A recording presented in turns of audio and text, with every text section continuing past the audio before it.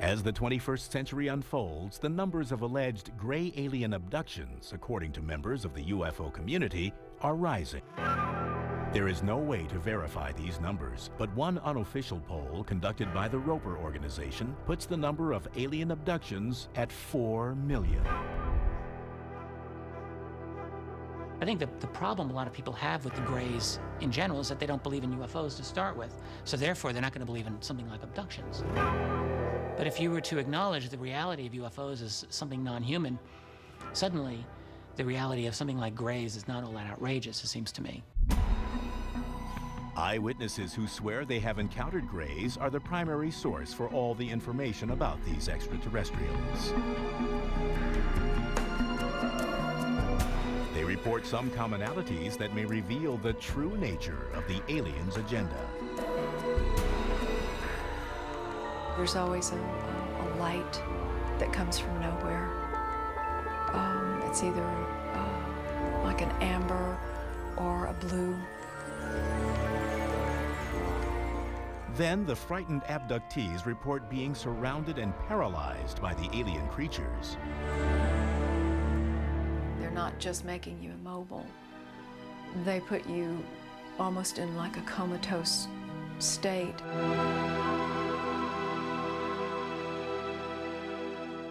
I've had occasions where I've been able to communicate with them to an extent, which is a mixture of them speaking in a sense that seems to be telepathic. Some even claim the Greys will often whisk their human prize away into space. And you find yourself in, for lack of a better word, an alien environment where there's lots of light, everything is very poetic is almost the word to use to describe the environment because it feels very surreal. Abductees say that once on board, the Greys perform medical examinations, which some describe as being extremely painful. There were experiences which to me suggested that there was a biological, reproductive element of my experiences, and that's commonly widespread. So I'm not ashamed in reporting that.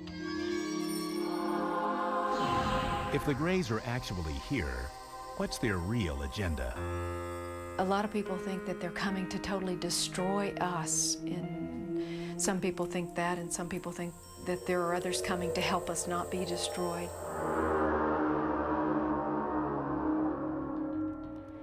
Hypnotherapist and self-proclaimed alien hunter Daryl Sims has been studying the abduction phenomenon for more than 30 years and believes he has uncovered the Greys' true mission. He specializes in recovering repressed traumatic memories from people who claim to have been abducted by aliens. One of the things you would do in the beginning with these people is to relax them completely, and the tone of my voice changes totally. Just focus on the sound of my voice. You'll find the sound of my voice causing your eyes to get heavier. The sound of my voice will comfort you. It'll protect you. And it's okay for you to relax completely.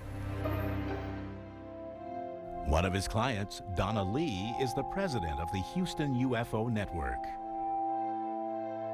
She believes she has been abducted many times by the Greys. In the course of hypnotherapy sessions with Daryl Sims, she has recalled numerous terrifying encounters. She even believes the Greys took her unborn child. I never had anything involved that would have been a miscarriage. I was about 8 weeks pregnant.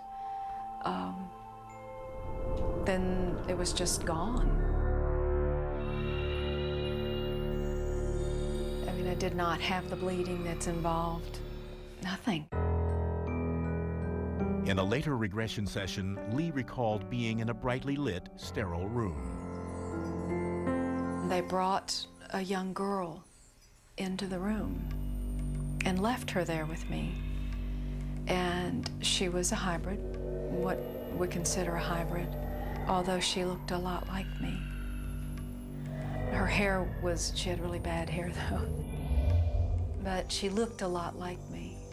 And she was about the age that my child would have been at that point. Lee claims the hybrid child was about 9 years old.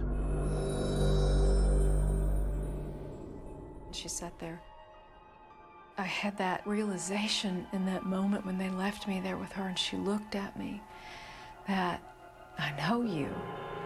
I know you. And it was this very sad, almost overwhelming sadness. For a while, I would still recall that longing for that again. To many experts, accounts of alien abductions are merely a product of an overactive mind. They say under hypnosis, subjects are open to suggestions. What happens under hypnosis is that people will generate imagery that they will often mistake for memories of things that actually happen rather than things that they're just producing. Second point is that when people recover these sorts of quote-unquote memories under these hypnotic regression sessions, they tend to credit them as being true. Do the Greys exist? And if so, are they on a devious mission?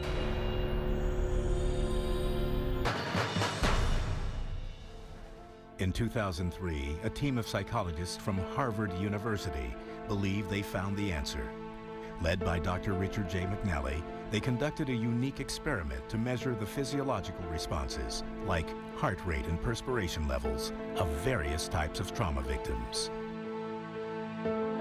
We wanted to see whether people who've recovered memories of space alien abduction would show the same reactions, post-traumatic-like reactions, as do real trauma patients. Our research group has been studying people with recovered memories of traumatic events. And one of the big challenges that we've had is distinguishing between those individuals who've recovered memories of, for example, childhood sexual abuse, or actually genuine memories, versus memories that were perhaps false memories. Dr. Scott Orr directed the lab tests.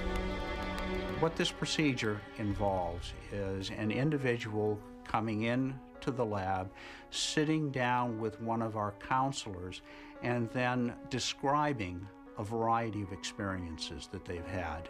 We wire them up with recording electrodes so we can measure heart rate and skin conductance and facial EMG.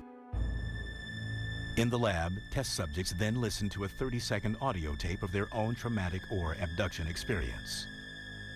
You are lying naked, strapped to a metal table in the spaceship. There are alien beings hovering over the table. They are staring at you with their large, dead, black eyes. You are absolutely terrified.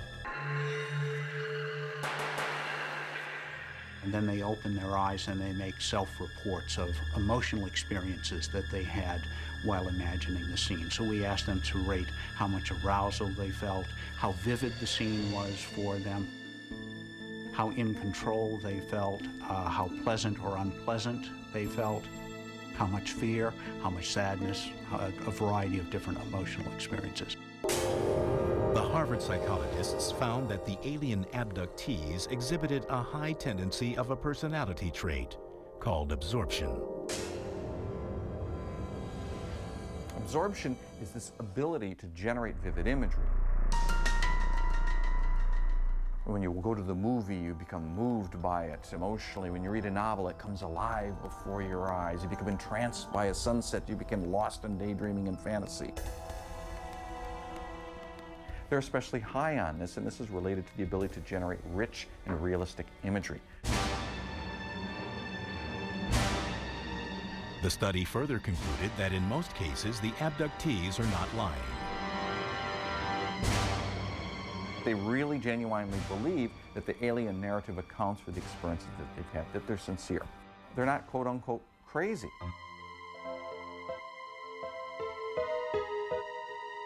Now, these particular events are sleep paralysis episodes. These things are really normal events. They don't indicate pathology. But what happens during rapid eye movement sleep, REM sleep, the stage of sleep when we do most of our dreaming, we're entirely paralyzed. When you combine all of these things together, you have yourself a space alien abductee. However, a former McNally test subject believes the Harvard study is fatally flawed. It might be that alien encounters do involve an altered state of consciousness, but to write them off as fantasy, I think, is a dire mistake, and that's where he goes wrong. I myself have had sleep paralysis. I know that the sensations are superficially similar to that of alien contact. Although there are similarities, it doesn't go far enough to account for it.